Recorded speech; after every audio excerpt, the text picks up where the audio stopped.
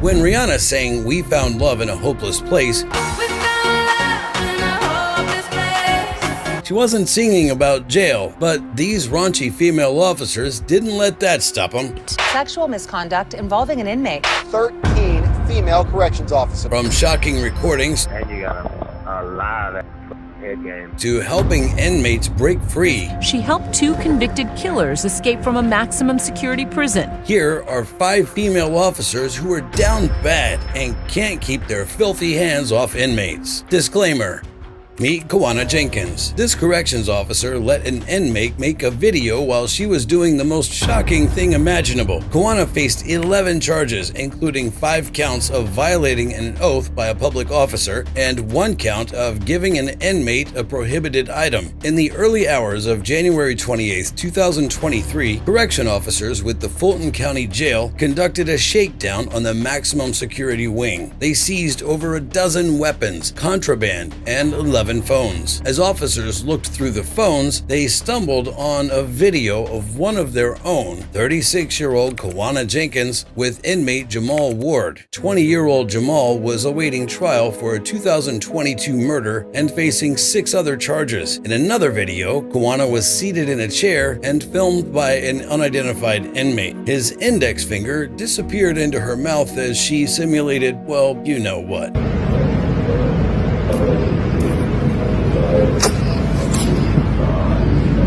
Kawana was promptly fired and placed under arrest. The only person close to her level of nastiness is Joyce Mitchell, and you'll see what I mean soon. Number 2, Joyce Mitchell. She was leaving her husband and son to drive off to Mexico with an inmate. Joyce was charged with promoting prison contraband in the 1st degree and criminal facilitation in the 4th degree. On Saturday, June 6, 2015, correction officers in the impenetrable Clinton Correctional Facility, Dannemora, New York, noticed 2 inmates, Richard Matt and David Sweat, didn't answer during the 5:30 a.m. head count. When officers checked them, they found pieces of clothing arranged under their sheets. All that they found was a cute note the men left behind. The men had cut holes in the steel walls of their cells with power tools and climbed through pipes and tunnels until they reached a broken open utility hole cover a block away, just like in the classic movie The Shawshank Redemption. The prison hadn't had an escape in 100 years, and these were dangerous men. Richard was serving 25 years to life for the 1997 kidnapping and murder of a 76-year-old businessman. The man had fired Richard. Richard retaliated by killing and dismembering him. David was no better. At 16, he'd already been charged twice for attempted second-degree burglary. In 2002, he upped the stakes when he shot a sheriff's deputy 15 times and ran over his body. That got him a life sentence, and he'd been behind bars since. Both men were added to the U.S. Marshal's most wanted list. Hundreds of state and local law enforcement officers worked around the clock to get both killers back before they hurt anybody else. 3 weeks later, the manhunt ended with Richard dead. Tactical team from Customs and Border Protection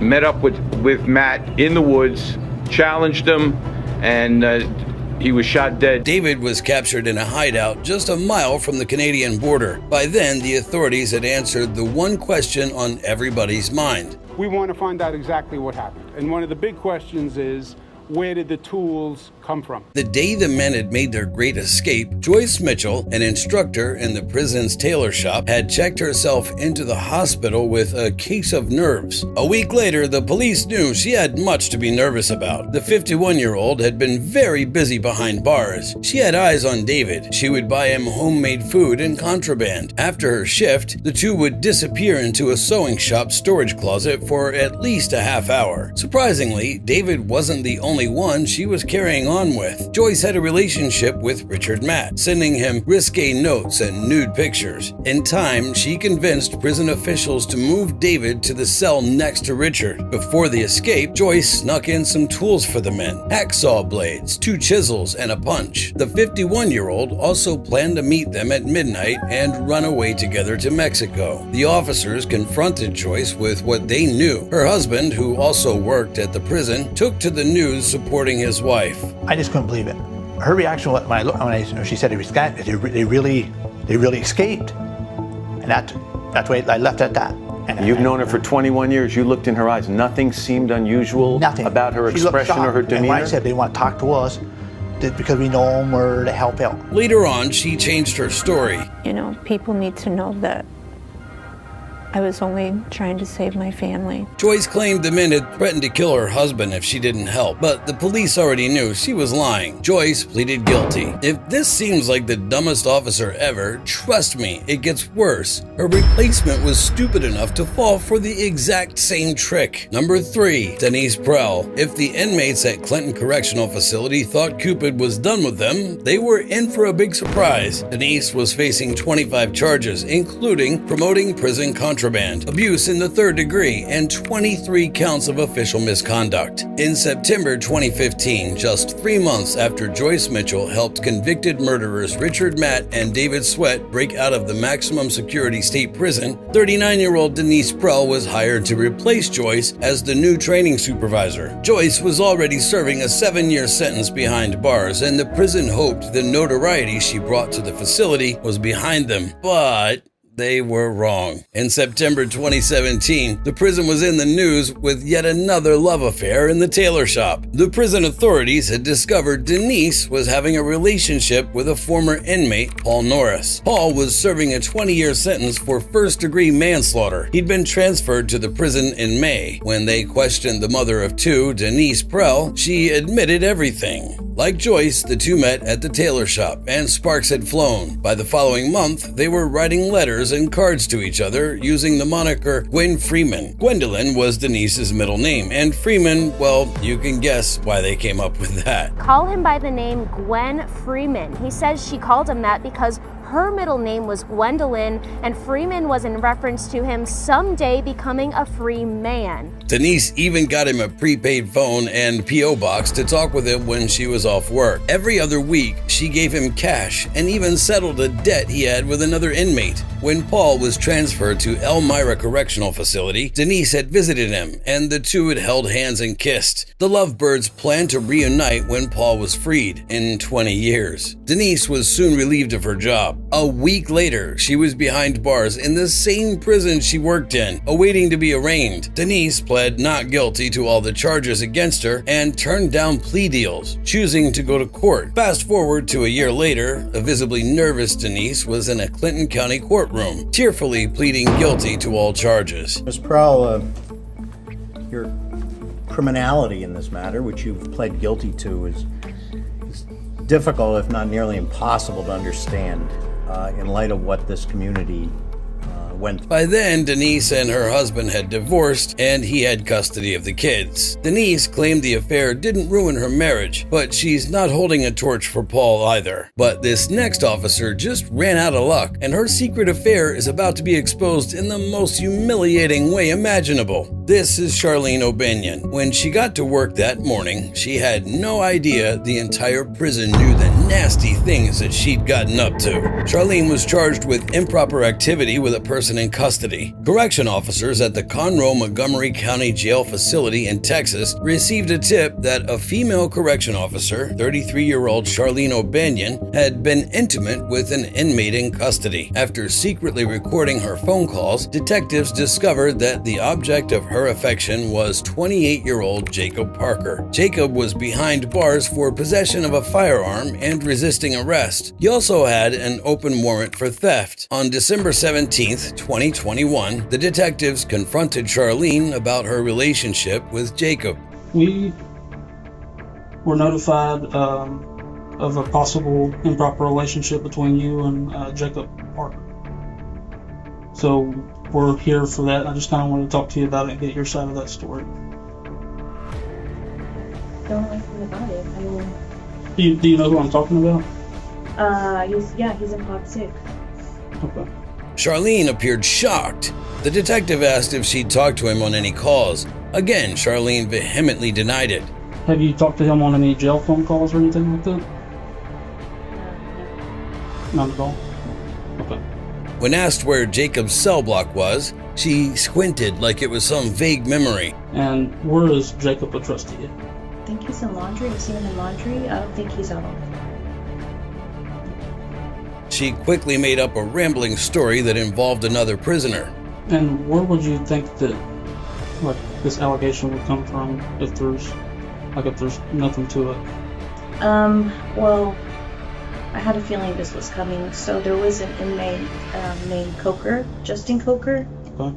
and he got out of here for I don't know what period of time, and he tried to contact me on Facebook, and he sent me a message, and I blocked him on Facebook. And I guess one time Parker was going back to Equat to use the bathroom, and he was talking like at the window with me, like at Equat, because I was the Equat. He was talking through the window, and I guess Coker like didn't like that, which I had no contact with him or anything. And I don't know why, like he went up to, I don't know what was said between them, but he went up to Parker and said something, and then Parker ended up going back to laundry.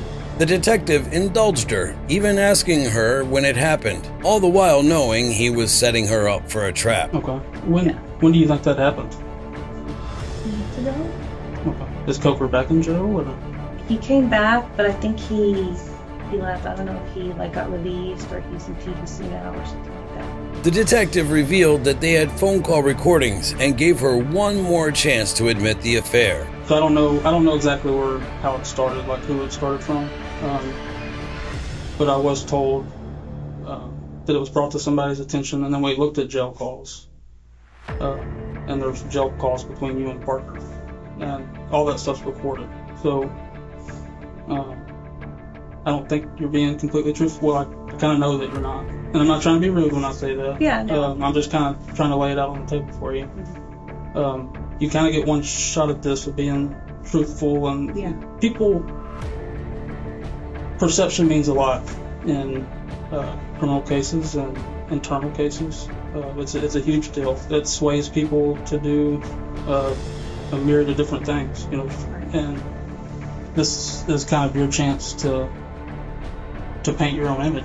Seeing the writing on the wall, Charlene changed her story. I guess a few years ago, we talked, and then I ended up here, and then he ended up here. I didn't know he was here. It wasn't anything like that. This time, she admitted that they had known each other before she started working at the prison, but she continued to deny being intimate with him. So y'all kind of talking like nature. No. Now that he's here? Oh, no. Now that he's here, no. Okay. I mean, it's never been like phone sex or anything like that. Like, that's not. But like, we all joke around. Like, we all make like, you know, like that's what she said type things. But it's never like. She quickly changed this story when the detective revealed they had heard them together. From what I'm listening to on the calls, I take it as that you've given him oral sex at some point, is what I gather from these calls. This time she said they had relations, but was adamant that it was long before they met in prison. No, that was like in the world. But we never dated. We just. Okay. Even going as far as claiming that they'd met 3 years earlier through a friend. Can you kind of give me like more detail on like where y'all met and things like that? Like how did you come to know him and where this all happened at?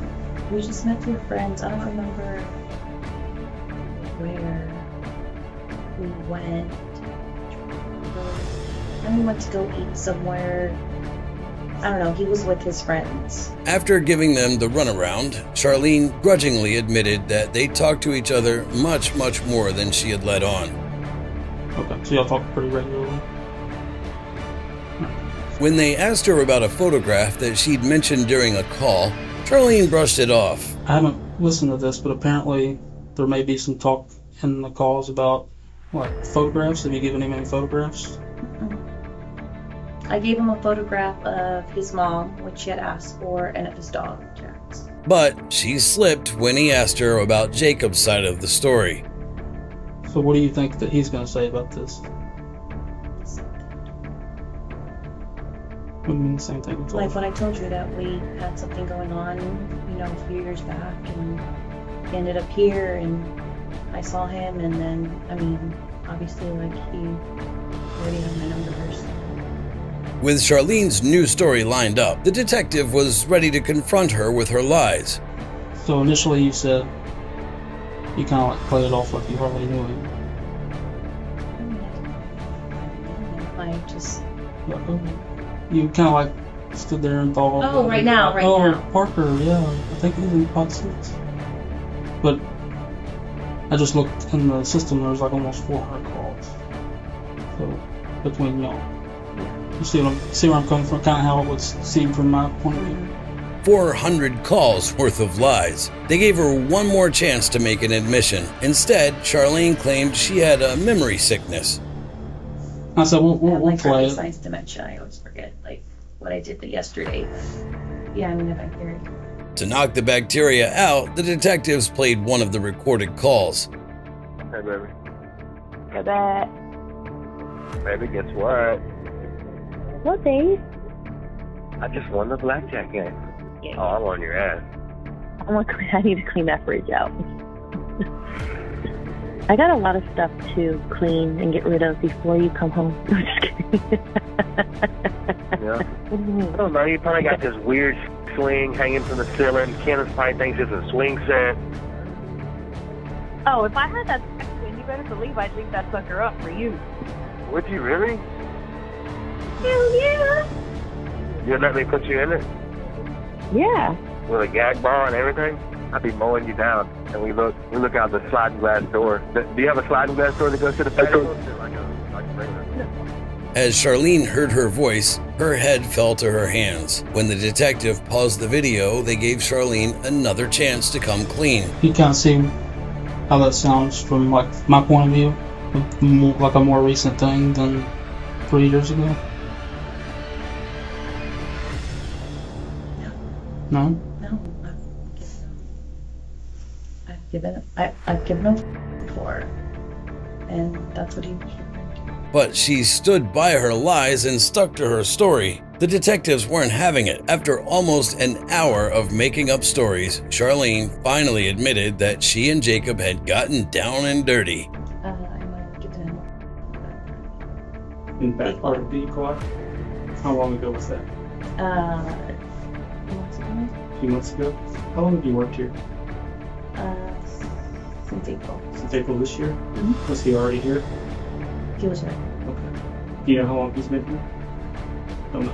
Slowly, the reality of the situation dawned on Charlene. Charlene was fired from the county jail and charged. She pleaded guilty and has been sentenced to 100 days in jail. This was not the last time an officer got down and dirty with an inmate. Our next officer even put on a show for the other inmates. Lastly, we have Tina Gonzalez. She thought it would be a great idea to make love in front of other inmates. Tina was charged with carnal activity with an inmate, possession of a controlled substance in a jail, and possession of a cell phone with intent to deliver it to an inmate. In December 2019, officers with the Fresno County Jail received a tip that an inmate with a cell phone was also in a relationship with 26-year-old Officer Tina Gonzalez. Tina began working as a corrections officer in 2016. A search of the inmate's cell turned up the phone. Tina was questioned about the torrid jailhouse affair and denied it, but a few weeks later, she resigned. If Tina thought that was the end, she was in for a surprise. The sheriff's office opened up an investigation into Tina and quickly uncovered evidence to support the allegations. In May of 2020, Tina was arrested and charged. Tina pleaded guilty to all the charges against her. At her sentencing, her defense attorney spoke on her behalf, blaming the end of her marriage for her actions. But the assistant sheriff took the stand and gave even more details about her revolting actions while she worked as a corrections officer.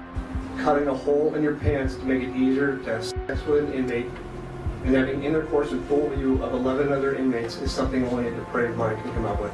Yep, you heard that right. Tina would cut a hole in her uniform and have intercourse in clear view of all the other prisoners. As disgusting as that sounds, that was not the worst of it. Tina even told the inmate about searches and gave him razors. Times communicated sensitive information to the inmate about individuals that were entering the inmate's pod, as well as times and places or times when the pod would be searched. If officers were hoping for any signs of remorse from her, they had another thing coming. Even after she was caught, Tina continued to call the inmate and boast about what she had done. They hoped the judge would give her the maximum sentence of 3 years, but though the judge had harsh words for Tina, I think what you did was terrible, stupid, you ruined your career, you endangered your fellow officers, but I also believe that people can redeem themselves.